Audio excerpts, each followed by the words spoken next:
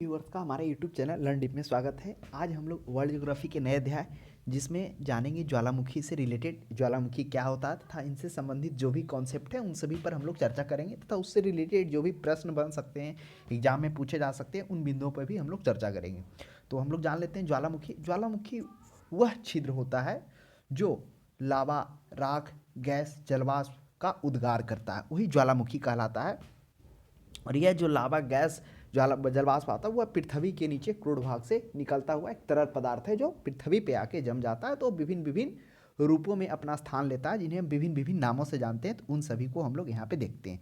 तो देखा जाए ज्वालामुखी से रिलेटेड पहला प्रश्न कह रहा है कि निम्नलिखित में से किसे प्राकृतिक का सुरक्षा बॉल्व कहा जाता है? भूकंप को कहा जाता है, ओजोन गैस को, ज्वालामुखी को, नदियाँ को। तो प्राकृतिक का सुरक्षा वाल्व है वह ज्वालामुखी को कहा जाता है। नेक्स्ट प्रश्न देखिए, दो में अब करा कि क्यों कहा जाता है प्राकृतिक का सुरक्षा बॉल्व? क्योंकि एक तरह से ये प्रकृति को क्या करता है, बचाता है। जब यह नीचे से पिघला हुआ पदार्थ, जो भी द्रवीभूत पदार्थ है, वह पृथ्वी पर यानी कि मेंटल को पार करते हुए भूपटल पर आता है, तब वह क्या करता है, विभिन्न विभिन्न आकृति, विभिन्न विभिन्न रूपों में अपना स्थान ले लेता है। नेक्स्ट दो में देखिए, ज्वालामुखी के बारे में निम्न में से कौन सा एक कथन सत्य है? अब कह रहा है कौन सा कथन सत्य है। पहला है कि यह पृथ्वी के क्रस्ट की एक नली होती है जिसके माध्यम से भूगर्भ की पिघली चट्टानें अथवा अन्य पदार्थ बाहर आते हैं।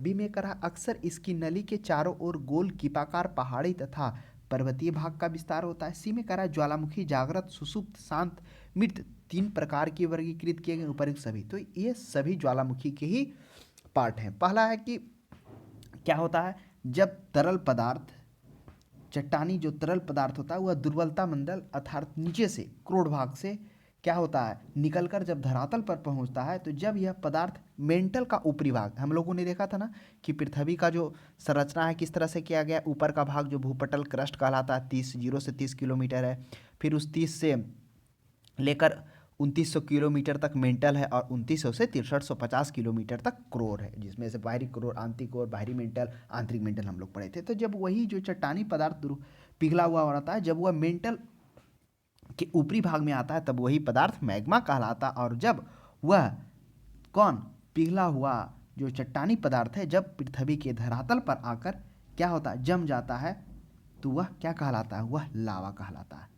तो आप समझ गए होंगे लावा। तो वही करा क्रस्ट की जो एक नली होती है जिसके माध्यम से भूगर्भ की पिघली चट्टानें अन्य और तथा अन्य पदार्थ बाहर आती है, तो वह क्या कहलाती है, मेंटल, ये मैग्मा और उसके बाद लावा। तो यह सही बात है। नेक्स्ट दो में देखिए कि दो में करा है कि अक्सर इसकी नली चारों ओर गोल कीपाकार पहाड़ी अथवा पर्वतीय भाग का विस्तार होता है। बिल्कुल सही बात है। जब क्या होता है, जब ज्वालामुखी का उद्गार होता है तो वह उद्गार जो होता है उसमें जो लावा होता है उसमें अत्यधिक लसदार तथा बेसाल्ट, इन सभी की मात्रा के कारण ज़्यादा चिपचिपा तथा लसदार होने के कारण कुछ ज्वालामुखी जो होते हैं वो क्या होते हैं, धीरे धीरे निकलते हैं। और जब कभी भी इसमें जलवाष्प की मात्रा चली जाती है तो भयानक विस्फोट करते हैं, और उस विस्फोट के कारण वहाँ पर शंक्वाकार आकृति बन जाते हैं, कीपाकार बन जाते हैं, जिसे क्रेटर, फिर बाद में पढ़ेंगे कोल्डेरा। तो इस प्रकार के आकृतियों का निर्माण हो जाता है वह उनके उद्गार के समय में। वह भी आगे देखेंगे हम लोग कि जब ज्वालामुखी जब निकलता है तो किन किन आकृतियों का निर्माण होता है, किन तरीके से होता है, क्यों होता है। तो यह सही, इसी में ज्वालामुखी जागृत, प्रसुप्त और शांत, मृत तीन प्रकार के वर्गीकृत किए गए। बिल्कुल सही बात है। जो सक्रियता के आधार पर है वह ज्वालामुखी को मुख्यतः तीन भागों में बांटा गया है। एक हो गया सक्रिय ज्वालामुखी, सुसुप्त ज्वालामुखी और शांत ज्वालामुखी, जिसमें आगे हम लोग देखेंगे कि सक्रिय में स्ट्राम्बोली आ जाएगा, भूमध्य सागर का जिसे प्रकाश स्तंभ कहते हैं, माउंट एटना आ जाएगा, कोटोपैक्सी आ जाएगा, ये सक्रिय में आ जाएगा। फिर सुसुप्त में हम लोग देखेंगे विसुबियस ज्वालामुखी आ जाएगा, कराकोट्टोआ आ जाएगा, नारकोंडम आ जाएगा, ये सभी है। फिर मृत में हम लोग कुछ देखेंगे, किलिमंजारो आ जाएगा, तंजानिया, चिम्बोराजो आ जाएगा, देवबंद हो जाएगा, कांगुआ आ जाएगा। तो ये सभी क्या है, तीन प्रकार से उनको सक्रियता के आधार पर। फिर आगे भी है, ऐसा नहीं कि सब प्रकार, फिर उद्गार के आधार पर हम लोग को देखेंगे किस प्रकार से ज्वालामुखी का वर्णन किया गया है, जिसमें हम लोग देखेंगे अस्ट्राम्बोली तुल्य, हवाई तुल्य, वाल्केनियन तुल्य, पेलियन तुल्य। तो ये उपरिक्त डी में से उपरिक्त तीनों सही है। नेक्स्ट तीन में कह रहा है कि निम्नलिखित में से कौन सा ज्वालामुखी उन तीन वर्गों में शामिल नहीं है जो उद्भव की आवृत्ति के आधार पर वर्गीकृत किए गए। अब कह रहा है कि जो उद्भव के आवृत्ति के आधार पर वर्गीकृत किए गए, तो जो उद्भव के आवृत्ति के आधार पर यानी सक्रियता के आधार पर ज्वालामुखी को 3 भागों में बांटा गया। पहला सक्रिय ज्वालामुखी जिसे हम लोग जागृत ज्वालामुखी कहते हैं, दूसरा प्रसुप्त ज्वालामुखी जिसे हम लोग शांत ज्वालामुखी भी कहते हैं, उसके बाद तीसरा है मृत ज्वालामुखी, है ना। तो ये तीनों है, तीनों को बांटा गया है सक्रियता के आधार पर यानी उसके उद्भव की आवृत्ति के आधार पर, जिसमें जागृत ज्वालामुखी के अंतर्गत वे आते हैं जिनसे क्या आते हैं, वैसे ज्वालामुखी जिनसे लावा, गैस, जलवाष्प, ये पिघंडित पदार्थ सदैव उससे निकलते रहते हैं, जिसमें से सदैव मतलब बार बार कहिए, जिसमें से कौन कौन आ जाएगा, जैसे लिपारी द्वीप है, सिसिली का लिपारी, उत्तर में जो लिपारी द्वीप है स्ट्राम्बोली, उसमें से निकलता रहता। फिर इटली का एक है कौन, एटना, माउंट एटना, यह भी क्या है, सक्रिय ज्वालामुखी में आता है। फिर इक्वाडोर का कोटोपैक्सी, यह भी सक्रिय ज्वालामुखी में आता है। और दूसरा है प्रसुप्त ज्वालामुखी, वैसे ज्वालामुखी होते हैं जो दीर्घकाल से सक्रिय नहीं हुए, यानी लंबे समय से उनमें क्या हो गया है, सक्रिय नहीं हुआ। जिसमें से कौन है भाई, जिसमें इटली का विसुवियस ज्वालामुखी है, और इटली का वही जो हम लोग एटना देखे थे वो सक्रिय है, और ये जो विसुवियस है यह क्या है, इटली का यह प्रसुप्त ज्वालामुखी में आता है, जिसे सुसुप्त ज्वालामुखी भी कहते हैं। उसके बाद इक्वाडोर का क्राकोटाओ, यह भी इस प्रसुप्त में आता है। और मृत ज्वालामुखी वैसे ज्वालामुखी होते हैं जो जिनमें हजारों वर्षों से कोई भी उद्भव नहीं हुआ है, यानी 1-2 वर्ष 10 वर्ष नहीं, हजारों वर्षों से। वैसे मृत ज्वालामुखी जैसे तंजानिया का किलिमंजारो हो गया, इक्वाडोर के चिम्बोराजो हो गया, म्यांमार के माउंट पोपा हो गया, ये सभी मृत में हैं। तो इसलिए ऑप्शन नंबर डी नहीं होगा, कारण नहीं वर्गीकृत किए गए। 4 में देखिए किस ज्वालामुखी में अक्सर उद्गार होते रहती है। अभी हम लोग देखें कि ज्वालामुखी को सक्रियता के आधार पर, उनके उद्गार के आधार पर क्या किया गया है, उद्भव के आधार पर 3 भागों में बांटा गया है।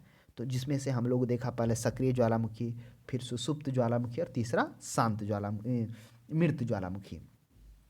तो सुसुप्त ज्वालामुखी में हम लोगों ने क्या देखा कि सुसुप्त में जिसमें हमेशा, जिससे लावा, मैग्मा, जलवाष्प इत्यादि पदार्थ सदैव निकलते रहते हैं, उसे क्या कहते हैं, शुष्क, ये सक्रिय ज्वालामुखी कहते हैं, जागृत ज्वालामुखी कहते हैं। प्रसुप्त में क्या हम लोगों ने देखा कि जो दीर्घकाल से सक्रिय नहीं हुए हों, लेकिन उन्हें सक्रिय होने की उसमें प्रोबेबिलिटी होता है। मृत होता है जो हजारों वर्षों से, जिसमें कोई भी क्या हो गया, उद्भेदन नहीं हुआ हो, यानी ज्वालामुखी का उद्गार नहीं हुआ हो।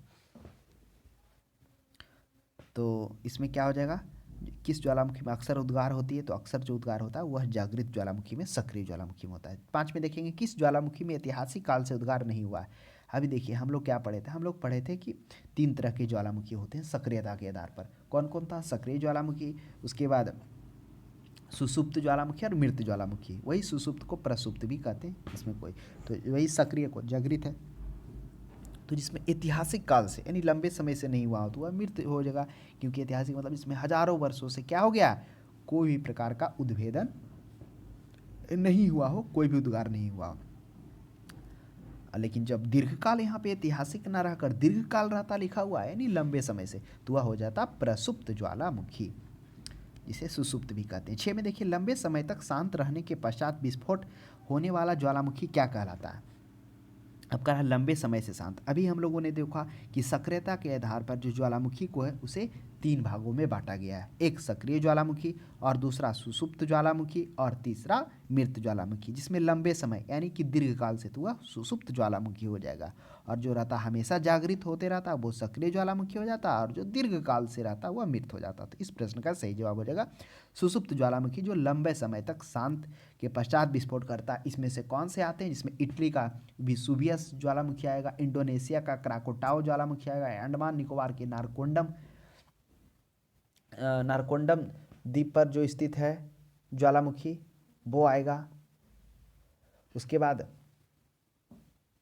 मृत ज्वालामुखी है, मृत ज्वालामुखी में तो हम लोग देखें ही कि जो क्या हो गया, लंबे समय से इसमें कोई भी उद्भेदन नहीं हुआ। जिसमें मृत ज्वालामुखी के अफ्रीका के जो पूर्वी भाग में तंजानिया में है कौन, ये किलिमंजारो, वो ज्वालामुखी हो गया। उसके बाद इक्वाडोर का चिम्बोराजो है, उसके बाद म्यांमार का माउंट पोपा है, फिर ईरान का देम्बद को सुल्तान ये भी है।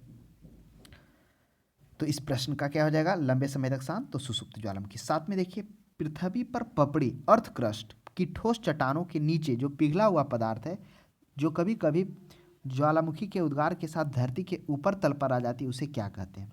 देखिए अभी हम लोगों ने क्या समझा करा कि पृथ्वी के पपड़ी यानी क्रस्ट के नीचे जो ठोस चट्टानों के नीचे जो पिघला हुआ पदार्थ है वो कभी कभी उद्गार के समय पृथ्वी के तल पर आता है, उसे क्या कहते हैं। हम लोगों ने देखा कि जब क्या होता है तरल चट्टानी पदार्थ जो दुर्बलता मंडल से यानी कि पृथ्वी के नीचे से कोर से जब क्या हो जाता है धरातल पर पहुंचता है और धरातल पर पहुंचने के दरमियान में वह मेंटल से होते हुए गुजरता है। तो जब वह मेंटल के ऊपरी भाग में होता है यानी यहाँ पर क्रस्ट के नीचे, तब उसे हम लोग मैग्मा कहते हैं। और जब वही तरल पदार्थ मैग्मा जब पृथ्वी पर आकर धरातल पर आ जाता है और ठंडा हो जाता है तो उसी को लावा कहते हैं। जैसे ही धरातल पर आएगा स्वाभाविक सी बात है वो ठंडा होगा ही होगा।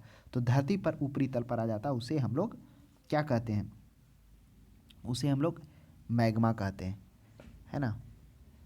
तो अब मैग्मा क्यों, क्योंकि पृथ्वी ये कर रहा है ना, कभी कभी ज्वालामुखी उद्गार के साथ पृथ्वी के ऊपरी तल पर आ जाता है ना, ऊपरी तल पर आ जाता है यानी मेंटल के ऊपरी भाग में आ जाता है तो मैग्मा कहते हैं। और जब वो धरातल पर आकर ठंडा हो जाएगा तो लावा कहलाएगा। तो इन चीज़ों को ध्यान में रखिएगा। हो सकता है आप लावा खोज रहे हैं, ऑप्शन में लावा भी दे सकता है मिस्टेक के लिए, लेकिन आप प्रश्न को समझिएगा ये क्या कहना चाह रहा है। ये कहना चाह रहा है कि मेंटल का ऊपरी भाग में जब आ जाता हो तो धरातल पर आकर ठंडा नहीं हो रहा है वो। अब देखिए पेले के अश्रु टीयर्स, पेल्स टीयर्स, यह क्या है, उत्पत्ति कब होती है, यह भी काफ़ी अच्छा प्रश्न। क्या होता है जब ज्वालामुखी उद्गार होता है ना, तो ज्वालामुखी उद्गार जब होता है तो उसमें एक विस्फोट होता है। जब वो विस्फोट होता है तो मतलब कहीं उसमें छोटे छोटे कण हो जाते हैं, और जब वही छोटे छोटे कण टूट कर एक पेले के आंसू के मतलब कहिए कि ये बाल की तरह काले काले पदार्थ हुआ टूट कर क्रिस्टलीय रूप में कांच के रूप में पृथ्वी पर आते हैं, वही इसी को पेले आंसू कहते हैं। जो देखेंगे ये पेले आंसू का निर्माण मुख्यतः किस प्रकार के उद्गार में होता है, तो आगे जब हम लोग पढ़ेंगे उद्गार के आधार पर, जिसमें हवाईयन तुल्य द्वीप, उसके बाद स्ट्राम्बोली तुल्य, उसके बाद वॉल्केलियन तुल्य, फिर पिलियन तुल्य, ये क्रियाशीलता के आधार पर होता है। जो हवाई तुल्य होता है इसमें मुख्यतः कम विस्फोट होता है ना। तो उसमें से जो पदार्थ जब विस्फोट होते हैं तो उससे जो कण का निर्माण होता है क्रिस्टल ये कांच की तरह ये हो जाते हैं, काला काला देखिएगा हो जाएगा, पतला पतला बाल की तरह आगे हो जाएगा इस तरह से, उसी को हम लोग कहते हैं। तो ज्वालामुखी उद्गार के समय आपको ये भी देखने को मिल सकता है कि पेले टीयर्स की उत्पत्ति किस तरह के उद्गार में होता है। ऑप्शन में दे देगा स्ट्राम्बोली तुल्य, हवाई तुल्य, वेल्कोलियन तुल्य, तो वह दीजिएगा हवाई तुल्य। क्योंकि हमने अभी बताया कि जो आगे हम लोग क्या देखेंगे, एक और भी कॉन्सेप्ट को हम लोग चर्चा करेंगे कि क्रियाशीलता के आधार पर उद्गार की प्रकृति के आधार पर यानी क्या किया गया है, विभिन्न प्रकार के भागों में बांटा गया है, जिसमें देखेंगे हम लोग हवाईयन तुल्य, वाल्केनियन तुल्य, स्ट्राम्बोलियन तुल्य, पिलियन तुल्य। नेक्स्ट, ज्वालामुखी में जलवाष्प के अलावा मुख्य गैसें कौन कौन सी है, तो आपको यह बात ध्यान में रखना होगा। जब ज्वालामुखी का उद्गार होता है तो उद्गार होने के समय में सबसे भारी मात्रा में जलवाष्प रहता है जो 60 से 90% रहता है, ध्यान में रखिएगा। उसके बाद CO2 रहता है, कार्बन डाइऑक्साइड रहता है, उसके बाद नाइट्रोजन, हाइड्रोजन, ये भी अल्प मात्रा में होता है। तो ऑप्शन सी में और डी में हम लोग देखते हैं। सी में करा है कार्बन डाइऑक्साइड, हाइड्रोजन और नाइट्रोजन। डी में हम लोग देखेंगे सल्फर डाइऑक्साइड, कार्बन डाइऑक्साइड और नाइट्रोजन। अंतर क्या है कि ऊपर वाला में सल्फर डाइऑक्साइड नहीं है, तो देखिए कुछ मात्रा में सल्फर डाइऑक्साइड भी होता है। तो आप कार्बन डाइऑक्साइड, हाइड्रोजन, नाइट्रोजन आप ये मार सकते हैं, ये भी सही है ऑप्शन नंबर सी, क्योंकि कुछ मात्रा में हाइड्रोजन के यौगिक, नाइट्रोजन के यौगिक भी मिलते हैं। नेक्स्ट सी में देखिए, ज्वालामुखी उद्गार के फलस्वरूप प्राप्त लावा एवं धरातलीय चट्टानों के फलस्वरूप चट्टानों के टुकड़े को सम्मिलित रूप से क्या कहा जाता है। अब देखिए कर आप ज्वालामुखी उद्गार के फलस्वरूप जो लावा एवं धरातलीय चट्टानों के टुकड़े को सम्मिलित रूप से क्या होता है, जब ज्वालामुखी उद्गार होता है तो ज्वालामुखी जब उद्गार होता है जो पहला जो पदार्थ आता है जो चट्टानों के साथ क्या करता है, अपना आपस में समन्वय करता है। यानी पहला जो पदार्थ लावा के रूप में आता है जब वो चट्टान पर आता है तो उसको हम लोग पायरोक्लास्ट के रूप में जानते हैं। जो ज्वालामुखी क्रिया के अंतर्गत भूपटल पर आए चट्टान के बड़े टुकड़े होते हैं जो पायरोक्लास्ट कहलाते हैं। और ये जो पायरोक्लास्ट होता है ना, सबसे पहले क्या होता है, प्राप्त लावा एवं धरातलीय चट्टानों को टुकड़े को सम्मिलित रूप से, इसलिए आप देखेंगे पर्वतीय के नीचे भाग में पायरोक्लास्ट प्रकार की चट्टानें पाए जाते हैं। कारण ये रहता है कि सबसे पहले जो आता है वो पृथ्वी के धरातलीय चट्टानों से संपर्क में आता है, फिर उसके ऊपर जमा जमा होते चल जाता है। तो वही जो सबसे पहले जो धरातलीय चट्टानों के संपर्क में आता है वही पायरोक्लास्ट कहलाता है लावा। नेक्स्ट देखिएगा 11 में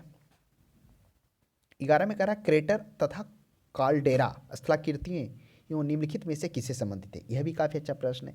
क्रेटर और काल्डेरा यह क्या होता है इसे हम लोग समझते हैं।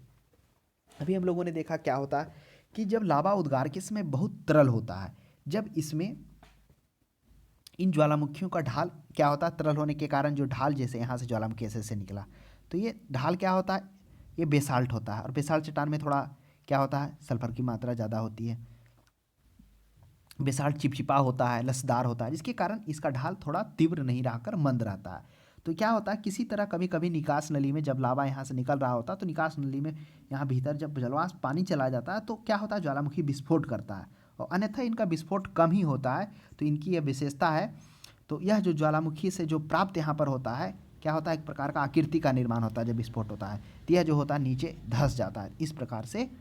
और क्या होता है, धस नीचे धरती वहाँ पर धंसान की तरफ हो जाता है, गड्ढा टाइप से होता है, उसी को क्रेटर कहते हैं। और बाद में जब यही इससे ज़्यादा विस्फोट होता है, यानी कि जब उसमें लावा का ढाल थोड़ा तीव्र होता है, मंद ना रहकर, और तब उसमें जब अवरुद्ध होता है वहाँ पर जाकर, तब जो भयंकर विस्फोट होता है वह इससे बड़ा क्रेटर की जो बड़ा भाग का और बड़े क्षेत्र का जो क्षेत्र का यानी धंसा हुआ क्षेत्र का निर्माण करता है, वो कोल्डेरा कहलाता है। तो ये ज्वालामुखी क्रिया के समय में होता है। निम्नलिखित में से कौन सा स्थलाकृति ज्वालामुखी क्रिया से संबंधित नहीं है। अब क्रेटर, क्रेटर भी क्या होता है, ज्वालामुखी उद्गार से होता है, जो हम लोगों ने अभी देखा कि लावा उद्गार के समय जब बहुत तरल होता है, यानी चिपचिपा होता है, क्योंकि उसमें बेसाल्ट होता है। ऊपर वाला हमने देखा था ना कि ज्वालामुखी उद्गार होता है तो ऊपर वाले जो होता है वह बेसाल्ट होता है, और जो नीचे जम जाता है वो ग्रेनाइट होता है ना। तो वो भी हम लोगों ने देखा था। इसलिए दक्कन का पठार मुख्यतः बेसाल्ट चट्टानों से बना हुआ है, इसलिए वहाँ कपास उपस का खेती ये सबका थोड़ा ज़्यादा होता है, उपजाऊ है।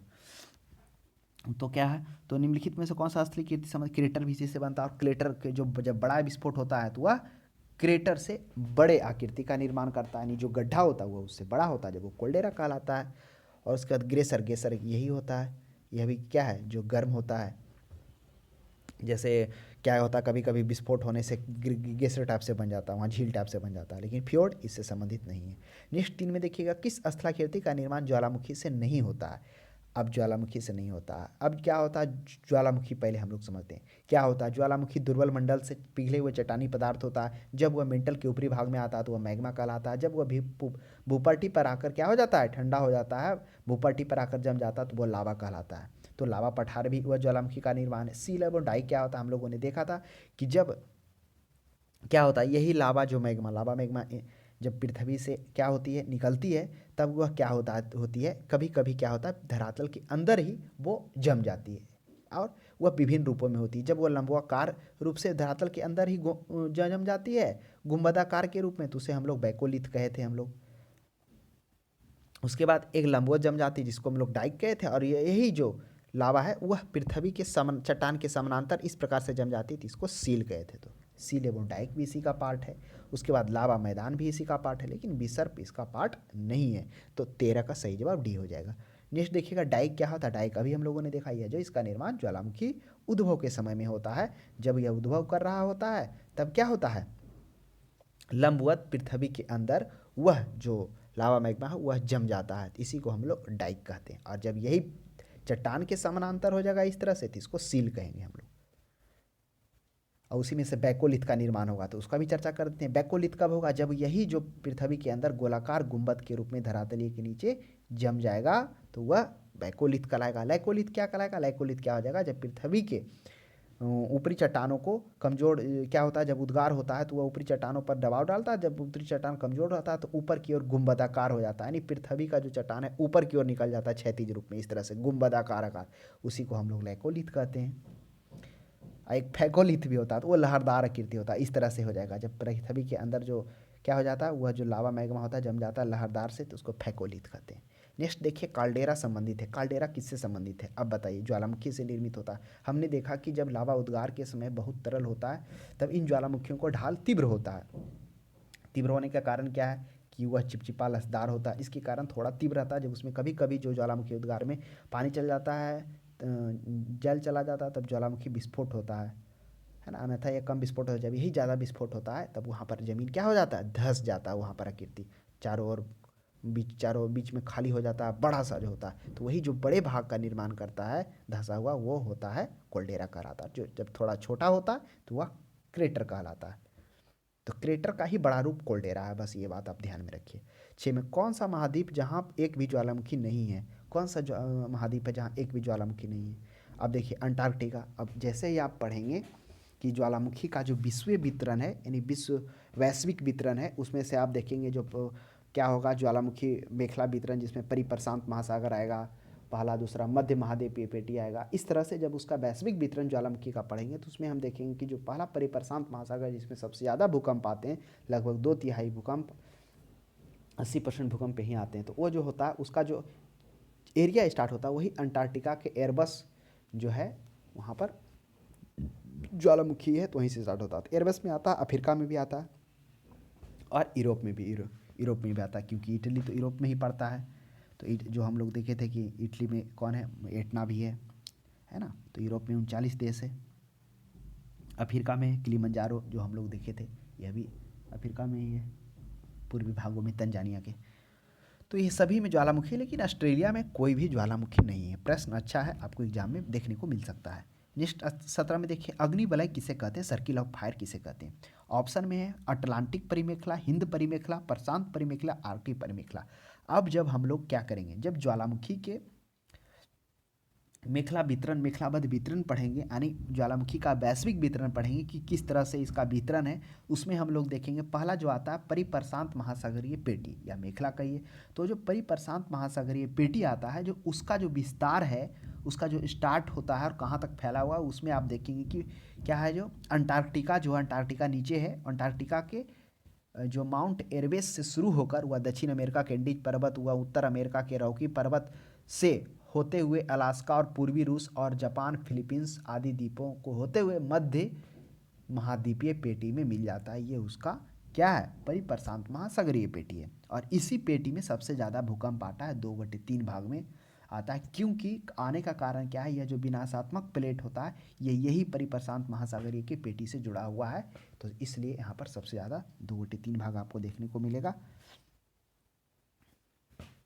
तो वही कर रहा है, तो क्या हो जाएगा, यह इसका प्रश्न का सही जवाब हो जाएगा प्रशांत परिमेखला हो जाएगा, है ना। और आगे दूसरा जो है वैश्विक वितरण में, तो पहला तो परिप्रशांत महासागरीय और दूसरा है मध्य महाद्वीपीय पेटी और तीसरा है मध्य अटलांटिक और मध्य महासागरीय पेटी और चौथा है अंतराप्लेटीय ज्वालामुखी। ये वैश्विक वितरण है, तो पहला से ही हम लोग का आंसर आ गया। नेक्स्ट देखिए, लैकोलिथ संबंधित है। अब लैकोलिथ क्या है, अभी हम लोग चर्चा किए थे ना कि जब क्या होता है, पृथ्वी के अंदर से तरल चट्टानी पदार्थ यानी दुर्बलता मंडल से जब निकल कर क्या होती है, पृथ्वी पर आती है, धरातल पर आती है, तब उसे लावा कहते हैं। और जब वह मेंटल में होती है तब उसे मैग्मा कहते हैं।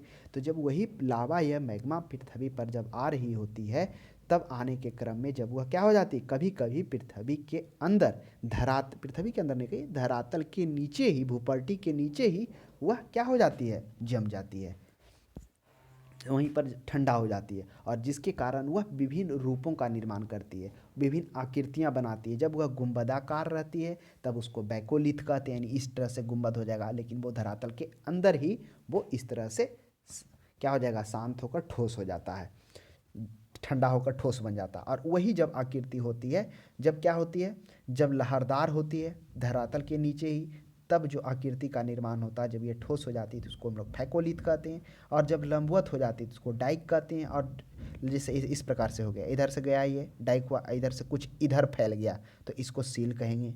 और उसी को एक लैकोलिथ है। लैकोलिथ में क्या था कि जब वह क्या होता है, जब पृथ्वी के अंदर से आया हुआ लावा या मैग्मा धरातल पर ना पहुंचकर उससे नीचे ही जब वह ठंडा होकर ठोस रूप धारण कर लेती है, तब ऊपरी परत कमजोर होने के कारण वह क्या होती है, ऊपर की ओर धरातल को उठा देती है और इस प्रकार से गुंबदाकार होता है। हाँ, जावा नहीं निकलता लेकिन धरातल उठ जाता है, तो उसी को लैकोलिथ कहते हैं। ज्वालामुखी से निर्माण होता है। नेक्स्ट देखिएगा 19 में, पैंट पॉट के विषय में कौन सा कथन सत्य है। यह भी प्रश्न अच्छा है कि पैंट पॉट क्या है। ऑप्शन में है ज्वालामुखी क्षेत्रों का एक छिद्र है जिसमें गर्म एवं गहरे रंग के द्रव्य का मड बाहर आता है। ऑप्शन बी में है इसके साथ सामान्यतः गेसर पाए जाते हैं। और पैंट पॉट यूएसए को येलोस्टोन नेशनल पार्क में पाए जाते हैं। और डी है उपरिक्त में से सभी। तो इस प्रश्न का जवाब आप हमें दीजिए, क्या होना चाहिए। 20 में देखिए, विश्व में सर्वाधिक जागृत ज्वालामुखी कहाँ है।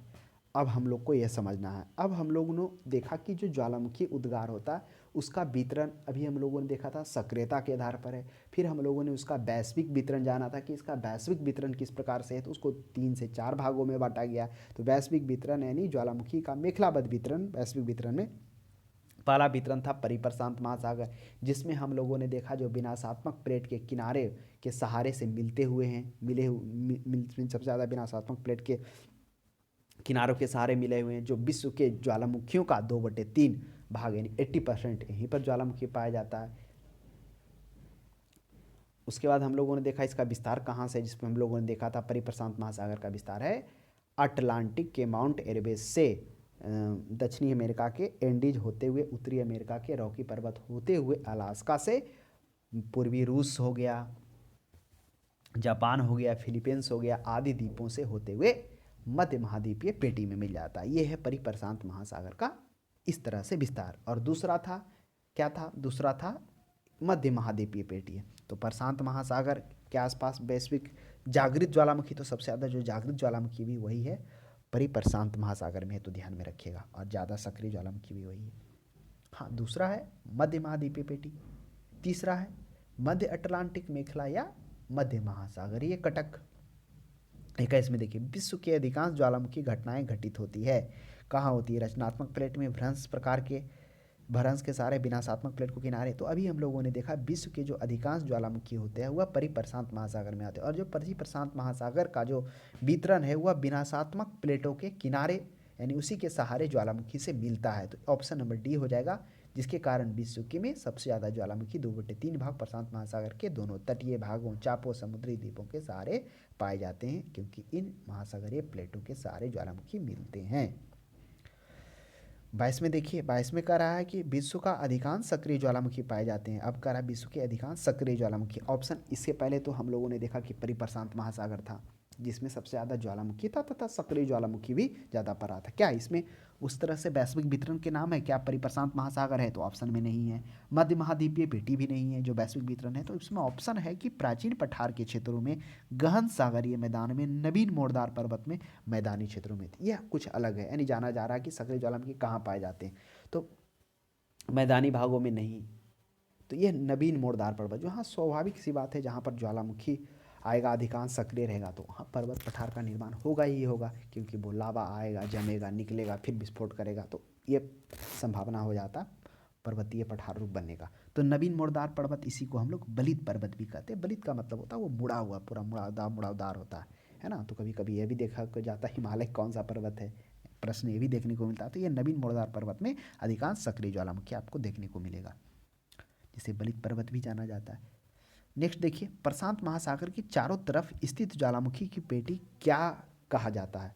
जो प्रशांत महासागर के चारों तरफ स्थित ज्वालामुखी की पेटी है उसे क्या कहा जाता है, तो प्रशांत महासागर के चारों तरफ ज्वालामुखी पेटी को क्या कहते हैं, वह अग्निवलय, सर्किल ऑफ फायर कहलाता है। और जो पेटी है वह कौन प्लेटों से घिरा हुआ है, वह विनाशात्मक प्लेटों के किनारों के सहारे ज्वालामुखी मिलता है, यानी विनाशात्मक प्लेट उसके चारों ओर मिलते हैं, जिसके कारण अधिकांश ज्वालामुखी भी वहाँ आते हैं, जो हम लोगों ने देखा कि दोनों तटीय भागों में, द्वीपों में और समुद्री चापों में। तो क्या करा कि दोनों तरफ पेटी को क्या कहता है, अग्निवलय, सर्किल ऑफ फायर कहा जाता है। तो कभी कोई प्रश्न आपको ये भी मिलेगा, सर्किल ऑफ फायर कहाँ मिलता है, तो सर्किल ऑफ फायर इसलिए ज़्यादा कहा जाता है क्योंकि अधिकांश ज्वालामुखी 2/3 ज्वालामुखी वहीं पाए जाते हैं, 80% ज्वालामुखी। तो इसके कारण है उस क्षेत्र को, प्रशांत महासागर के चारों तरफ की ज्वालामुखी पेटी को सर्किल ऑफ फायर, अग्नि श्रृंखला कहते हैं। विश्व के नेक्स्ट प्रश्न 24 में, विश्व के अधिकांश सक्रिय ज्वालामुखी निम्नलिखित में से किस क्षेत्र में पाए जाते हैं, तो आ जाएगा परिप्रशांत महासागरीय पेटी में, क्योंकि हम लोगों ने देखा कि जो ज्वालामुखी का वैश्विक वितरण है, ज्वालामुखी का मेखलाबद्ध वितरण है, उसमें परिप्रशांत महासागर, दूसरा मध्य महाद्वीपीय पेटी, मध्य महाद्वीपीय पेटी में क्या है, यूरेशियन प्लेट, अफ्रीकन व इंडियन प्लेट आता है, तीसरा में मध्य अटलांटिक मेखला या मध्य महासागरीय कटक, और चौथा में अंतरा प्लेटीय ज्वालामुखी, जो इसमें देखेंगे कि आपको गर्म स्थल तथा ठंडल ये दोनों में देखने को मिलेगा। तो यदि ज्वालामुखी है तो परिप्रशांत पेटी है। नेक्स्ट 25 में देखिए, निम्नलिखित में से कौन सा ज्वालामुखी पर्वत का उदाहरण नहीं है, कौन सा ज्वालामुखी जो पर्वत का उदाहरण नहीं है। अब माउंट एटना बताइए, ज्वालामुखी पर्वत नहीं है। अभी हम लोग देखे थे कि सक्रियता के आधार पर जब क्या किया गया, ज्वालामुखी को 3 भागों में बांटा गया, सक्रिय ज्वालामुखी, सुसुप्त ज्वालामुखी, मृत ज्वालामुखी। तो माउंट एटना इटली में है जो सक्रिय ज्वालामुखी के अंतर्गत में आता है। माउंट फ्यूजियामा जापान का, यह भी सक्रिय ज्वालामुखी के अंतर्गत में आता है। माउंट ब्लैक, इसका चर्चा नहीं करेंगे। माउंट किलिमंजारो और जो माउंट किलिमंजारो है यह क्या है, यह मृत ज्वालामुखी में आता है। यानी सभी तीनों एटना ज्वालामुखी, लेकिन माउंट ब्लैक कोई भी ज्वालामुखी पर्वत नहीं है, तो ऑप्शन सी हो जाएगा। 26 में देखिए, विश्व का सबसे ऊंचा ज्वालामुखी पर्वत कोटोपैक्सी कहाँ है। काफ़ी अच्छा प्रश्न है। अब जो कोटोपैक्सी, पहला तो यह ज्वालामुखी पर्वत है, ज्वालामुखी के उद्गार से इसका निर्माण हुआ है ना। तो अब देखिए, तो कोटोपैक्सी, कोटोपैक्सी कहाँ है, तो कोटोपैक्सी इक्वाडोर में है, तो ये बात को ध्यान में रखिएगा। कोटोपैक्सी इक्वाडोर में। अब कोटोपैक्सी है जो कैसा ज्वालामुखी है, तो यह जो है सक्रिय ज्वालामुखी है, तो ध्यान में रखिएगा। अब जापान में तो फ्यूजियामा सक्रिय ज्वालामुखी है। उसके बाद फिलीपींस आता है। अब बताइए कि फिलीपींस में भी हम लोग चर्चा किए थे कि फिलीपींस में कौन सा है। उसके बाद एक है हवाई द्वीप, तो हवाई द्वीप में आगे हम लोग देखेंगे कि सबसे ज़्यादा सक्रिय ज्वालामुखी यही होता है हवाई द्वीप में, जो अमेरिका का है। लगभग इस हवाई द्वीप में 6 से 7 ज्वालामुखी है। उसमें आपको एक ज्वालामुखी देखिए ना, याद नहीं आ रहा, जो सबसे सक्रिय ज्वालामुखी है, ध्यान से निकल गया। एक तो मौना लोआ, हाँ मौना लोआ भी तो है ही है। एक और है देखिए ना, कौन सा ज्वालामुखी है ही भी है, अच्छा आगे आगे आ जाएगा शायद, कुलायू ज्वालामुखी है, जो अभी 2018 में भी फटा, 2020 में भी फटा, आगे चर्चा होगी। तो इसमें कह रहा है कि कोटोपैक्सी कहाँ है, तो कोटोपैक्सी हो जाएगा इक्वाडोर में है। हमने पूछा था कि फिलीपींस में बताइए कि सक्रिय ज्वालामुखी कौन है, आगे हम लोग इसकी चर्चा करेंगे। फिलीपींस में एक ऐसा ज्वालामुखी है जो लगभग 6 शताब्दी तक सुसुप्त रहने के बाद फटा था, वो है कौन, पेनेटुबो ज्वालामुखी। प्रश्न मिलता है आपको देखने को। नेक्स्ट प्रश्न देखिए, स्ट्राम्बोली किस प्रकार की ज्वालामुखी है। अभी देखिए स्ट्राम्बोली की चर्चा हम लोग किए थे। अब यह जो है अगर आपसे पूछ दिया जाए, ठीक है ये तो स्ट्राम्बोली सक्रिय ज्वालामुखी है, जो हम लोग देखे थे, ये कौन, सिसिली द्वीप के उत्तर में लिपारी द्वीप पर है स्ट्राम्बोली, जिसे हम लोग भूमध्य सागर का क्या कहते हैं, लाइट हाउस भी कहते हैं, भूमध्य सागर का प्रकाश स्तंभ भी कहता है, क्योंकि ये क्या होता है, इससे उद्गार निकलता रहता है एक तरह। ये द्वीप है स्ट्राम्बोलियन द्वीप, जो हवाई द्वीप के बाद आता है। तो स्ट्राम्बोलिया हवाई द्वीप के बाद स्ट्राम्बोलियन तुल्य में हमने क्या बताया था, हमने जाना था कि जब ज्वालामुखी का उद्गार होता है तो वह चिपचिपा तथा लस्सेदार होने के कारण क्या होता है, कभी कभी मार्ग में आकर उसके जहाँ छिद्र होता है उस मार्ग में आकर अवरुद्ध कर देता है, और वो अवरुद्ध करता है तो जैसे ही वो फिर जब दोबारा उद्गार होता है तब वह विस्फोट होकर बाहर निकलता है, और जब विस्फोट होता है तो ऊपर हवा में वो जलता हुआ दिखाई देता है विस्फोट, इसलिए उससे स्ट्राम्बोली, और उसी के नाम पर स्ट्राम्बोलियन तुल्य भी आगे जो है क्रियाशीलता के आधार पर जो उसका बांटा गया है ज्वालामुखी, उसमें आपको देखने को मिलेगा। तो स्ट्राम्बोलियन ये है, कहाँ है, सक्रिय ज्वालामुखी है, ये सिसिली द्वीप के उत्तर में लेपारी द्वीप पर है स्थित है। तो ये क्या हो जाएगा, स्ट्राम्बोली किस प्रकार ज्वालामुखी है, यह जागृत ज्वालामुखी है। नेक्स्ट देखिएगा, मृत ज्वालामुखी किलिमंजारो किस देश में स्थित है। अब बताइए, काफ़ी अच्छा प्रश्न है। मृत ज्वालामुखी किलिमंजारो है। मृत ज्वालामुखी वे ज्वालामुखी होते हैं जो हजारों वर्षों से उद्भव नहीं हुआ है। तो किलिमंजारो कहाँ है, यह हो जाएगा तंजानिया में, तो ध्यान में रखिएगा किलिमंजारो। नेक्स्ट प्रश्न देखिए, 28 के बाद हम लोग देखते हैं 29 में, फ्यूजियामा किस देश का ज्वालामुखी है। तो देखिए फ्यूजियामा क्या था, ये इटली का तो एटना था, जापान का फ्यूजियामा था, यह क्या है, सक्रिय ज्वालामुखी में आता है, तो ध्यान में रखिएगा। नेक्स्ट है 30 में, निम्नलिखित में से किसे भूमध्य सागर का लाइट हाउस, तो वही भूमध्य सागर का, क्योंकि भूमध्य सागर के आसपास में पाया जाता है, और ये वैश्विक वितरण में अगर आप देखेंगे ज्वालामुखी का तो मध्य महाद्वीपीय पेटी में आएगा। ये कौन, स्ट्राम्बोली वही कौन सा जो है ना, सिसिली के उत्तरी द्वीप में लेपारी द्वीप पर ज्वालामुखी सिसिली हुआ का स्ट्राम्बोली, भूमध्य सागर का लाइट हाउस। किंतु था लाइट हाउस कहा जाता है, क्या है इसका, किस प्रकार से होता है, जिसके कारण इसमें लाइट वास्तविकता में मतलब प्रतीत दूर से उसी तरह से होता है, क्योंकि उसमें विस्फोट होता रहता है ना, वो लावा निकलता है, फिर कभी कभी उसके मार्ग में अवरुद्ध करता है, तो रुक रुक कर वो प्रक्रिया होता रहता है, तो विस्फोट होकर ऊपर ऊपर आग की तरह निकलता रहता है। लेकिन देखिए फोसा मैग्ना है, फोसा मैग्ना क्या है, ऑप्शन में ज्वालामुखी है, भी आकार की घाटी है, या भ्रमण। देखिए जो फोसा मैग्ना है, ये जो जापान में ज्वालामुखी पर्वतों की श्रृंखला होता है ना, उसी को फोसा मैग्ना कहा जाता है। एक प्रकार से ज्वालामुखी श्रृंखला ही होता है। एयरबस ज्वालामुखी कहाँ स्थित है, देखिए एयरबस की चर्चा हम लोग कहाँ किए थे, याद करिए। हम लोगों ने जब परिप्रशांत महासागर यानी जब ज्वालामुखी का वैश्विक वितरण पढ़े थे, तो देखे थे हम लोग वैश्विक वितरण 3 से 4 तरह से उसे बांटा गया, परिप्रशांत महासागरीय मेखला, दूसरा मध्य महाद्वीपीय पेटी, और तीसरा मध्य अटलांटिक या मध्य महासागरीय कटक पेटी, और चौथा अंतरा प्लेटीय ज्वालामुखी। तो जो परिप्रशांत महासागरीय पेटी था उसमें हम लोग को देखा था जो इसका विस्तार है वह क्या अटलांटिक के माउंट एरबस से शुरू होता है, यहीं से शुरू होता है और कहाँ जाता है, दक्षिण अमेरिका के एंडीज पर्वतमाला हुआ, उत्तर अमेरिका के रॉकी पर्वत, फिर अलास्का होते हुए, फिर रॉकी ये पूर्वी रूस, जापान और फिलीपींस आदि द्वीपों को होते हुए मध्य महाद्वीप पे पेटी मिलता है। तो वही एयरबेस है क्या, अंटार्कटिका, नॉट अटलांटिक, अंटार्कटिक हो जाएगा, अंटार्कटिक महाद्वीप हो जाएगा। ऑप्शन नंबर 32 का सी हो जाएगा। नेक्स्ट देखिए, माउंट एटना ज्वालामुखी किस द्वीप पर स्थित है? तो माउंट एटना किस द्वीप पर स्थित है? लिपारी पर, सिसिली पर, कोर्सिक पर, त्रिस्टान डी कुन्हा पर। तो जो माउंट एटना है वह जो द्वीप स्थित है, माउंट एटना तो पहले इटली में है ना। तो यह देखिए अब ऑप्शन में ना ही इटली है ना ही यूरोप है, क्योंकि यूरोप इटली में है, यूरोप में 49 देश हैं, तो दोनों में से प्रश्न नहीं। अब आपको लिपारी है सिसिली, अब ऐसा नहीं सिसिली आ रहा था आपके माइंड में, बस वही होना चाहिए कि सिसिली में तो स्ट्राम्बोली था, उत्तरी में लिपारी द्वीप पर, तो सिसिली के जो पूर्वी में है वहाँ पर माउंट एटना है स्थित है। तो इन बातों को भी आपको ध्यान में रखना है ताकि आप एग्जाम में प्रश्न ना गलत कर पाएँ। तो सिसिली के पूर्वी में, और जो एटना था वो उत्तरी में था, वो स्ट्राम्बोली उत्तरी में था, ये तो पूर्वी में है सिसिली के। निम्नलिखित में से कौन सा एक ज्वालामुखी पर्वत नहीं है? अब कह रहा कौन सा ज्वालामुखी है जो एक पर्वत नहीं है? फ्यूजियामा पर्वत है जापान में, एंडीज भी पर्वत है, विसुवियस भी पर्वत है, लेकिन वासजेज कोई पर्वत नहीं है। नाम ही से थोड़ा अल्टर लग रहा है ना। अब आपके माइंड में इंडीज कहाँ था? इंडीज तो अभी चर्चा किए ना, दक्षिण अमेरिका में। विसुवियस भी कहाँ है? विसुवियस देखिए माइंड से निकल गया, आगे आ जाएगा।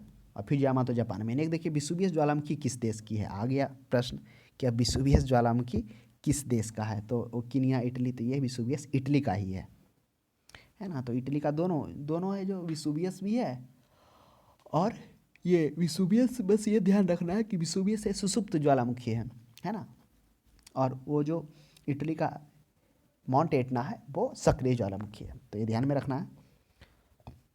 विसुवियस का विस्फोट लगता है इससे पहले कब हुआ था? लगता है काफ़ी टाइम हो गया है, लगता है 1931 में ही फटा है ये विसुवियस। ये है कहाँ? तो ये वही इटली का जो है ना, नेपल्स का खाड़ी है उसी में स्थित है। मौना लोआ उदाहरण है। अब देखिए मौना लोआ प्रसुप्त ज्वालामुखी, सक्रिय ज्वालामुखी में। अब सक्रिय ज्वालामुखी में मुख्यतः इटली का एटना था, उसके बाद जापान का फ्यूजियामा था, स्ट्राम्बोली था, और कौन था, और ये अंटार्कटिका का माउंट एरबुस था। अब कह रहा मौना लोआ। अब मौना लोआ किसका है? तो मौना लोआ तो सबसे पहले ये इक्वाडोर में है ना मौना लोआ। तो मौना लोआ क्या हो जाएगा? प्रसुप्त हो जाएगा कि मृत हो जाएगा? तो ये हो जाएगा मौना लोआ सक्रिय ज्वालामुखी है मौना लोआ। एक इक्वाडोर का और एक और ज्वालामुखी है जो कि क्या है, वो मृत ज्वालामुखी है, वो आप ध्यान में रखेंगे। तो मौना लोआ क्या आ जाएगा? यह भी एक सक्रिय ज्वालामुखी में ही आ जाएगा, है ना। एक हम बता रहे थे कि इक्वाडोर का एक और है माउंट कोटोपैक्सी। हाँ याद आ गया, कोटोपैक्सी भी तो इक्वाडोर का ही है ना। तो कोटोपैक्सी किसका? कोटोपैक्सी भी सक्रिय ज्वालामुखी है। वाह जी वाह, कोटोपैक्सी भी सक्रिय ज्वालामुखी है। एक और है चिम्बोरेजो, वो है मृत ज्वालामुखी। तो ध्यान में रखिएगा, जो मोनोलोआ हो गया,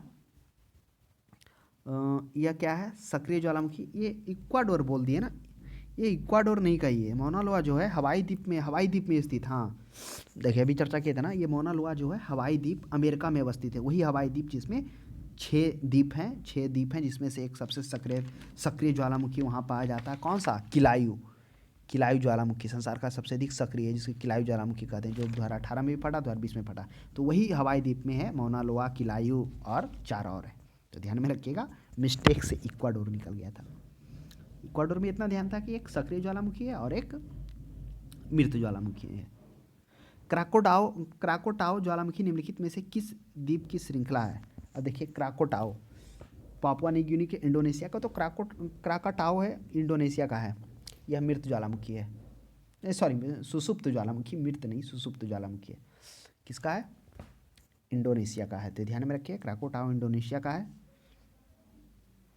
पापुआ न्यू गिनी किसका है? पापुआ न्यू गिनी में भी एक है। नेक्स्ट देखिए 38 में निम्नलिखित में से कौन सा युग्म सुमेलित नहीं है। अब सुमेलित नहीं कर रहा है। एटना बिल्कुल इटली में है, सही है। फ्यूजियामा जापान का सक्रिय ज्वालामुखी है और एटना भी सक्रिय ज्वालामुखी है। पोपा, पोपा देखिए म्यांमार का ज्वालामुखी जरूर है लेकिन ये सक्रिय नहीं है। म्यांमार का ये पोपा ज्वालामुखी मृत ज्वालामुखी में आता है। और इसके बाद क्राकोटाओ, देखिए क्राकोटाओ मलेशिया में नहीं है, यह इंडोनेशिया में है। और ये कौन सा ज्वालामुखी के अंतर्गत में आता है क्राकोटाओ। ये क्राकोटाओ जो आता है सुसुप्त ज्वालामुखी में आता है, यानी कभी भी फट सकता है। नेक्स्ट देखिए 39 में किलिमंजारो पर्वत निम्नलिखित में से किस महाद्वीप में स्थित है। अब किलिमंजारो आ गया तो किलिमंजारो है जो अफ्रीका में अवस्थित है, तो ध्यान में रखिएगा।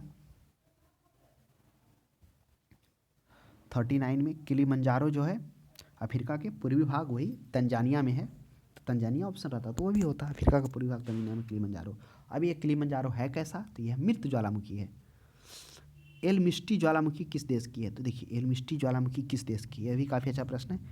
यह 1985 में फंसा था। ये पेरू की ज्वालामुखी है। अब देखिए पायरोक्लास्टिक या ज्वाल खंडासी क्या होता है। अभी हम लोगों ने देखा कि ज्वालामुखी उद्गार के समय जो पहली बार जो लावा आता है, जो पृथ्वी पर जमा होता है, फिर उसके बाद उसके पर परत परत पर जमता आता है। जो पहला ज्वालामुखी धरातल के साथ संपर्क में आता है, वो जो चट्टानी खंड जो होता है वही पायरोक्लास्ट कहलाता है। तो यह हो जाएगा, क्या हो जाएगा, तप्त शैल के टुकड़े और लावा हो जाएगा।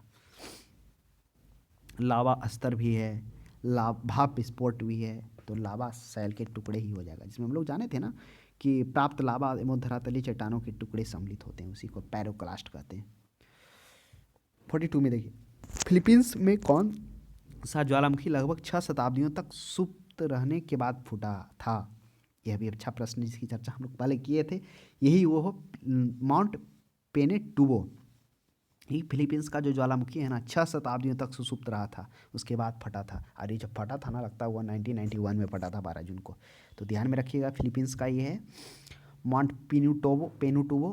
क्रेटर ज्वालामुखी मुख्यतः किस आकृति के होते हैं। अब देखिए क्रेटर, अब आप समझिए मुख्यतः जो ज्वालामुखी उद्गार होता है तो वहाँ पर शंक्वाकार आकृति बन जाता है। कारण यही होता है कि वो लसदार होता है, चिपचिपा होता है, उसके कारण वो ढाल ऊपर से ऐसे ऐसे क्या हो जाएगा, ज्वालामुखी निकलता जाएगा नीचे की ओर, बढ़ता जाएगा, इस पर ढाल इस टाइप से हो जाता है। लेकिन कभी कभी क्या हो जाता है, हम लोगों ने देखा था ढाल तीव्र होने के कारण, मंद होने के कारण, जब इसके बीच में जलवाष्प चला जाता, पानी चला जाता, तो विस्फोट करता, और विस्फोट होने के कारण वह शंक्वाकार आकृति न बनाकर गड्ढा बना देता है, इसे क्रेटर कहते हैं। तो गोलाकार तो बिल्कुल नहीं, शंक्वाकार बिल्कुल नहीं, लंबवत नहीं, कीपकार हो जाता है। इस तरह से कीप के आकार के हो जाएगा, कीपकार, जैसे कीप होता है ना, उस तरह से हो जाता है। नेक्स्ट देखिए निम्नलिखित में से कौन सा ज्वालामुखी उद्भेदन के समय नहीं निकलती। ज्वालामुखी उद्भेदन के समय कौन नहीं निकलता, हाइड्रोजन भी निकलता है, अमोनिया में निकलता है, कार्बन डाइऑक्साइड में निकलता है, जलवाष्प सबसे ज़्यादा मात्रा में रहता है, बताए थे ना 60 से 90% रहता है, तो ऑक्सीजन बिल्कुल नहीं होता। ज्वालामुखी उद्गार के समय निकलने वाले जलवाष्प की मात्रा तो बिल्कुल मारी है, जो हाईएस्ट है 80 से 90% मारी, सबसे ज़्यादा यही होता ही है। विश्व में सर्वाधिक ज्वालामुखी वाला क्षेत्र कहाँ है, तो ज्वालामुखी वाला क्षेत्र, अब आ जाइए प्रश्न अच्छा, फिलीपींस द्वीपीय समूह में, जापान द्वीपीय समूह, पश्चिमी द्वीप समूह में, इंडोनेशिया द्वीप समूह में। तो इस प्रश्न का सही जवाब हो जाएगा फिलिपाइन द्वीप समूह में। वही फिलीपींस का जो है चेक गणराज्य की राजधानी जो मनीला है, वहीं पर सबसे ज़्यादा मतलब जो ये आता है ना फिलीपींस, वो परिप्रशांत महासागर में ही आता है। इसमें स्थित 7,707 द्वीप के मिलाकर बना हुआ है। कौन, फिलीपींस द्वीप। ज्वालामुखी पर यहाँ पर ज्वालामुखी प्रकृति के कारण ही खनिज भी सबसे ज़्यादा पाया जाता है फिलीपींस द्वीप समूह में। ध्यान में रखिएगा, परिप्रशांत महासागर में ही आता है फिलिपाइन। देखे थे ना कि लास्ट में जो अंत हो रहा है वो क्या, कहाँ से होते हुए, अंटार्कटिका के एयरबस से होते हुए, दक्षिण अमेरिका के होते हुए, उत्तरी अमेरिका से होते हुए, अलास्का से होते हुए, उसके बाद पूर्वी रूस और जापान होते हुए वही फिलीपींस आदि पर फिर मध्य महाद्वीपीय पेटी मिल रहा था, तो वही है, उसी में है परिप्रशांत। निम्न में से कौन सुमेलित नहीं है, अब बता दीजिए। शांत ज्वालामुखी, देववंत, बिल्कुल सही बात है। देववंत कहाँ है, जो देवमंत और कोह सुल्तान है, ईरान का ज्वालामुखी है। शांत है, बिल्कुल सही बात है। स्ट्राम्बोली जागृत है, जो इटली का है, इटली कह दीजिए, या सिसिली के उत्तरी में कह दीजिए, है ना, सिसिली के उत्तरी में लिपारी द्वीप पर है। फिर क्राकोटाओ प्रसुप्त ज्वालामुखी, क्राकोटाओ किसका है, यह है प्रसुप्त, बिल्कुल सही बात है, यह इंडोनेशिया का है। एटना इटली का है, निष्क्रिय नहीं बल्कि सक्रिय ज्वालामुखी थी, यही गलत है। नेक्स्ट स्ट्राम्बोली ज्वालामुखी कहाँ था, स्ट्राम्बोली ज्वालामुखी कहाँ, यह लिपारी द्वीप में है, सिसिली के उत्तर में लिपारी द्वीप पर है। नेक्स्ट देखिए निम्नलिखित में से कौन विश्व का सबसे ऊंचा ज्वालामुखी है। पेनुटाबो, अभी हम लोग देखे थे पेनुटाबो, फिलीपींस का जो 6 शताब्दी तक सुसुप्त रहने के बाद फटा था, काफ़ी इंटरेस्टिंग बात है। और किलिमंजारो क्या है, तो किलिमंजारो हम लोगों ने देखा था यह अफ्रीका के तंजानिया में है जो मृत ज्वालामुखी है। माउंट ताल और माउंट कोटोपैक्सी विश्व का सबसे ऊंचा है पूछ रहा है, तो सबसे ऊंचा क्या हो जाएगा, कोटोपैक्सी हो जाएगा। अब आपके माइंड में उठा कितना ऊंचा है, तो जो कोटोपैक्सी है ना इसका लगभग 5000 समथिंग मीटर है, 5897 मीटर ये ऊंचा है कोटोपैक्सी। ये अंतिम बार 1942 में ये फूटा था, ये शायद 1516 में भी उसके बाद ये विस्फोट हुआ कोटोपैक्सी। कोटोपैक्सी कोटोपैक्सी है ना, इक्वाडोर में है। नेक्स्ट देखिएगा 50 में, माउंट एरवेस ज्वालामुखी निम्नलिखित में से किस द्वीप में स्थित है। माउंट एरवेस, तो माउंट एरवेस अंटार्कटिका में स्थित था, जहाँ से परिप्रशांत महासागर की पेटी यहीं से स्टार्ट हो रहा था। अंटार्कटिका के माउंट एरवेस होते हुए दक्षिणी अमेरिका के एंडीज पर्वत हुआ, उत्तरी अमेरिका के रॉकी पर्वत हुआ, अलास्का होते हुए पूर्वी रूस हो गया, उसके बाद जापान हो गया, उसके बाद फिलीपींस होते हुए मध्य महासागरीय पेटी में मिल रहा था, तो अंटार्कटिका हो जाएगा। नेक्स्ट देखिए 51 में, निम्नलिखित में से कौन प्रसुप्त ज्वालामुखी है। अब प्रसुप्त ज्वालामुखी है, सुसुप्त यानी कि कहने का मतलब। अब याद करिए, पहले एटना सक्रिय ज्वालामुखी, इटली का नहीं होगा। स्ट्राम्बोली भी सक्रिय ज्वालामुखी नहीं, बच गया मौना लोआ और कराकोटाओ। तो जो मौना लोआ है वह मौना लोआ किसका था, मौना लोआ का चर्चा हम लोग किए थे। मौना लोआ जो था, चलिए मौना लोआ से पहले कराकोटाओ जो था वह कहाँ का था, वह इक्वाडोर का था। और ये सुसुप्त ज्वालामुखी था, प्रसुप्त, तो ये इक्वाडोर ही होगा। और मौना लोआ जो था यह क्या था, मौना लोआ ये कहाँ का था, मौना लोआ हो गया, एक मिनट देखिए,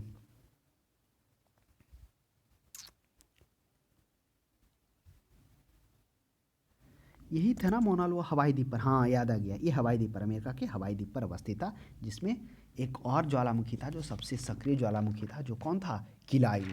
तो हवाई द्वीप में छः ज्वालामुखी है, तो मौना लोआ हवाई द्वीप पर अमेरिका का है, तो ये हो जाएगा कौन, ऑप्शन नंबर सी हो जाएगा 51 का। सुप्रसुप्त कराकोटाओ ही आता, वो तो सक्रिय में आ जाता। निम्नलिखित में से कौन सक्रिय ज्वालामुखी नहीं है, सक्रिय ज्वालामुखी कौन नहीं है, अब ध्यान करिए। एटना सक्रिय है, कोटोपैक्सी बिल्कुल सक्रिय है, कोटोपैक्सी कहाँ, वही इक्वाडोर में। और किलिमंजारो क्या है, ये अफ्रीका के यही है ना, तंजानिया में अवस्थित है, पूर्वी अफ्रीका के, तो यही हो जाएगा मृत ज्वालामुखी। स्ट्राम्बोली तो सक्रिय है ही है, तो क्या हो जाएगा, किलिमंजारो। नेक्स्ट एक बात 53 में देखिएगा, निम्नलिखित में से कौन मृत ज्वालामुखी है। अब देखिए पहला है चिम्बारोजे, तो चिम्बारोजे क्या है, जो चिम्बारोजे है यह इक्वाडोर का मृत ज्वालामुखी है। को सुल्तान क्या है, यह भी ईरान का को सुल्तान हुआ, देवबंद मृत ज्वालामुखी है। मौना लोआ क्या है, यह सक्रिय ज्वालामुखी हवाई द्वीप पर है। देवबंद क्या है, वही ईरान का को सुल्तान, देवबंद सक्रिय। तो मौना लोआ हवाई द्वीप पर, जो अमेरिका के हवाई द्वीप पर अवस्थित है, और उसमें से सबसे सक्रियता ज्वालामुखी भी आगे हम लोग पढ़ेंगे, किलायू। 10,000 धुआंरों की घाटी है, वैली ऑफ स्मोक्स पाई जाती है काफ़ी। देखिए इसका वैली ऑफ 10,000 कहने का मतलब है ना, जब यहाँ पर जो ज्वालामुखी है, कौन सा ज्वालामुखी, अलास्का में है, ये अलास्का में है, ये बात ध्यान में रखना है। यह जो ज्वालामुखी है 10,000 का धुआं, अब इसके बारे में थोड़ा जानते हैं कि यह ज्वालामुखी क्षेत्र दक्षिणी अलास्का में घाटी में स्थित है, जो 1912 में विस्फोट करता है।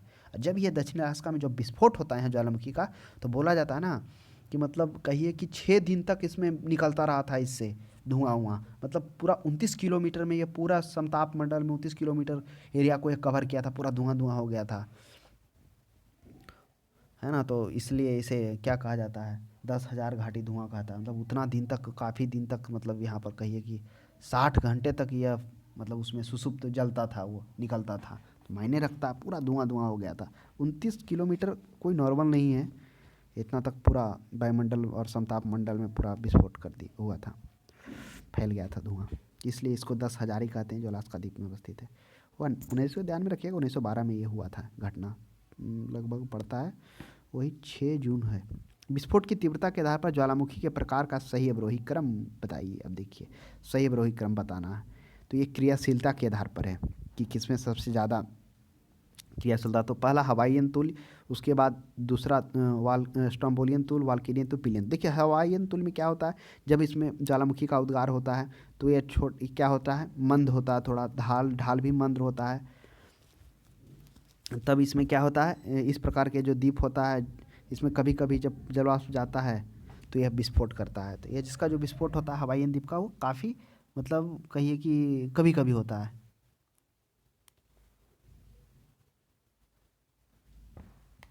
ना। इसमें लावा तरल होता है तो थोड़ा ठंडे रूप से। स्ट्रोम्बोली में क्या होता है, जब यह उद्गार हो रहा होता है लावा लावा मैग्मा का, तो चिपचिपाहट अधिक होने के कारण क्या होता है, लावा और इसमें अत्यधिक होने के कारण ये इसमें स्ट्रोम्बोली में क्या हो जाता है, कभी कभी लावा या मैग्मा के मार्ग अवरुद्ध हो जाते हैं, यानी जो लावा निकल रहा है ना वो अवरुद्ध हो गए, यहीं पर जम जाता है।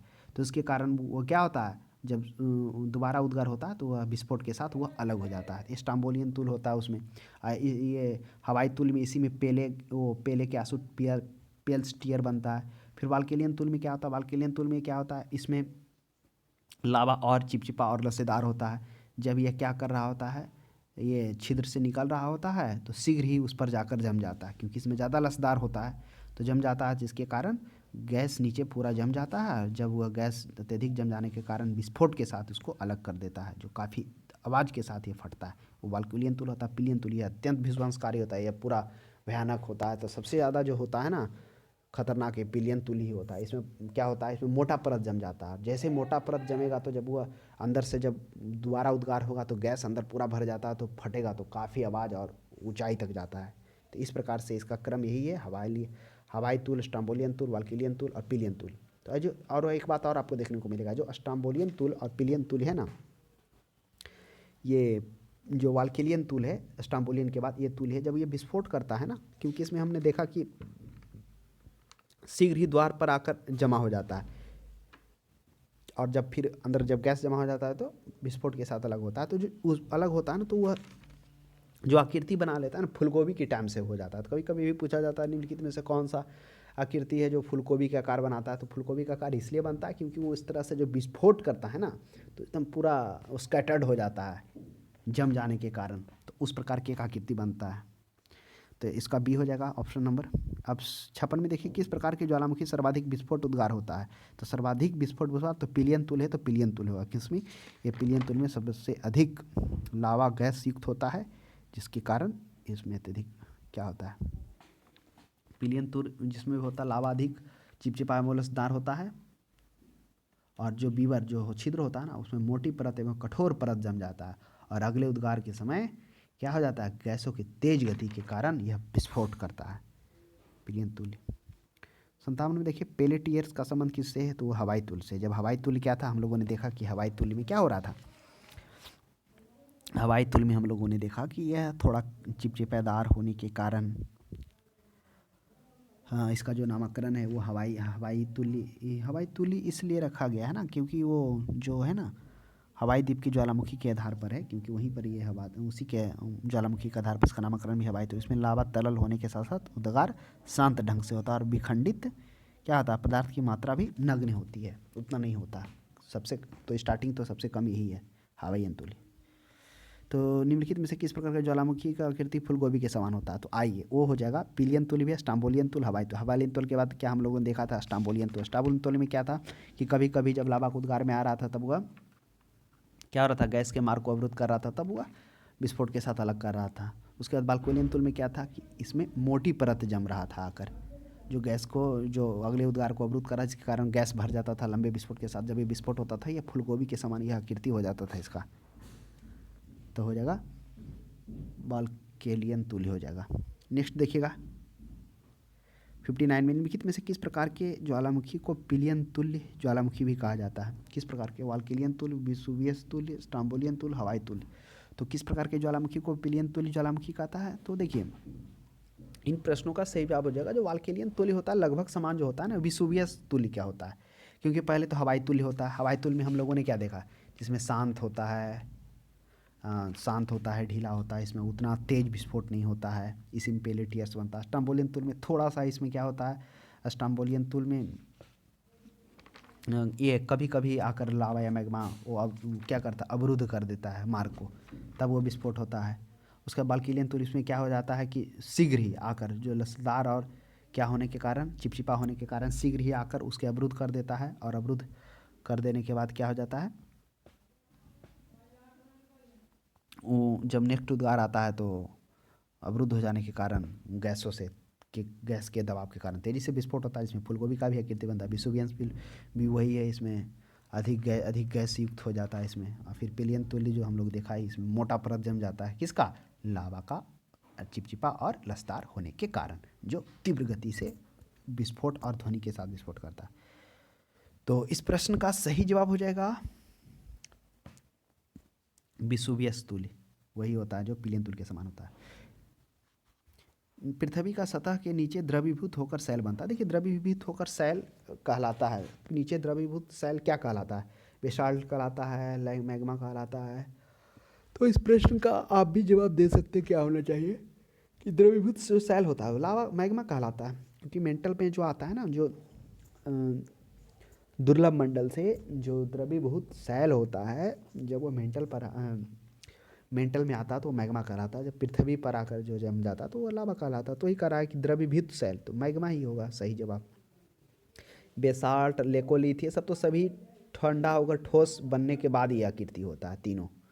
Next, Jwalamukhi ring of fire का किस प्रशांत महासागर से? प्रशांत महासागर हो, रिंग ऑफ फायर भी कहिए, अग्नि वलय भी कहिए, सब प्रशांत महासागर। क्यों? क्योंकि हमने देखा कि परिप्रशांत महासागर की पेटी में 2/3 ज्वालामुखी आते हैं। क्यों आते हैं? क्योंकि वह विनाशात्मक प्लेटों के संपर्क में होते हैं, जिसके कारण वो यहाँ पर ज़्यादा ज्वालामुखी विस्फोट भी देखने को मिलता है, जो चारों ओर इसके होते हैं। ज्वालामुखी में मेन है विनाशात्मक प्लेटों के संपर्क होने के कारण ज्वालामुखी भी सबसे ज़्यादा आता है। ज्वालामुखी की सक्रियता अधिक पाई जाती है। आगे हवाई द्वीप, जापानी द्वीप, कोलंबिया द्वीप, न्यूजीलैंड द्वीप। हाँ, न्यूजीलैंड द्वीप सही है। अब बताइए, अभी हम लोग चर्चा किए थे कि सक्रियता अधिक पाई गई है, सक्रिय ज्वालामुखी नहीं, लेकिन सक्रियता अधिक पाई जाती है। कौन सा हो जाएगा? हवाई द्वीप, जापान द्वीप। ये इसका जवाब आप बताइए कि ज्वालामुखी में सक्रियता अधिक पाई जाती है कहाँ? 63 में संसार का सर्वाधिक सक्रिय ज्वालामुखी क्या है? Cotopaxi, Fujiyama, Kilauea, Vesuvius. देखिए, सबसे सर्वाधिक सक्रिय है किलायु। यही किलायु है जो हवाईयन द्वीप, जो अमेरिका के उत्तरी भाग में अवस्थित है, यही है किलायु। इसका जो बोला जाता है ना, इसमें जो विस्फोट हुआ था, इसमें काफ़ी विस्फोट 2018 में होता है, 2018 में भी होता है और 18 से पहले शायद 20 में भी होता है किलायु में। तो इसलिए सर्वाधिक सक्रिय ज्वालामुखी में ये कहा था। हाँ, जापान कोटोपैक्सी भी सक्रिय है, फ्यूजामा भी है, लेकिन सर्वाधिक है तो किलायु है, जो अभी भी सक्रिय मिल रहा है, फट रहा है 2-2 साल पर, देख लीजिए। अभी सुबियस भी, सब तो सक्रिय ज्वालामुखी है, लेकिन सर्वाधिक किलायु है जो हवाईयन द्वीप पर है। तो हवाईयन द्वीप पर एक नहीं, लगभग 6 हैं, जिसमें मौना लोआ भी आ जाता है एक, है ना, कोलाहू, कोलाई, मौना लोआ, ये सब आ जाता है। नेक्स्ट देखिएगा, विसुवियस कहाँ था? विसुवियस तो इटली में ही था ना। ये देखिए, हाल के दिनों में विनाशकारी ज्वालामुखियों में से एक किलायु ज्वालामुखी रहा है। कहाँ स्थित है? पूछ दिया। देखिए, किलायु ज्वालामुखी सबसे सक्रिय ज्वालामुखी है, सर्वाधिक सक्रिय ज्वालामुखी है, जो हम लोगों ने देखा पिछले कुछ वर्षों में विस्फोट किया, फटा। तो ये हवाईयन द्वीप पर, हवाईयन द्वीप पर टोटल 6 है, जिसमें मौना लोआ भी एक आता है, वह भी सक्रिय ज्वालामुखी का एक उदाहरण है। तो इस तरह से हम लोगों ने ज्वालामुखी से रिलेटेड जो भी प्रश्न था, इंपॉर्टेंट कॉन्सेप्ट था, उन पर भी हम लोगों ने चर्चा किया। तो आशा करते हैं आपको अच्छा लगा होगा, समझ में आया होगा। कमेंट में आप जरूर कमेंट करके बताएं आपको यह क्लास कैसा लगा। अब हम लोग अगले क्लास में मिलते हैं, तब तक हमारे क्लास को देखने के लिए धन्यवाद।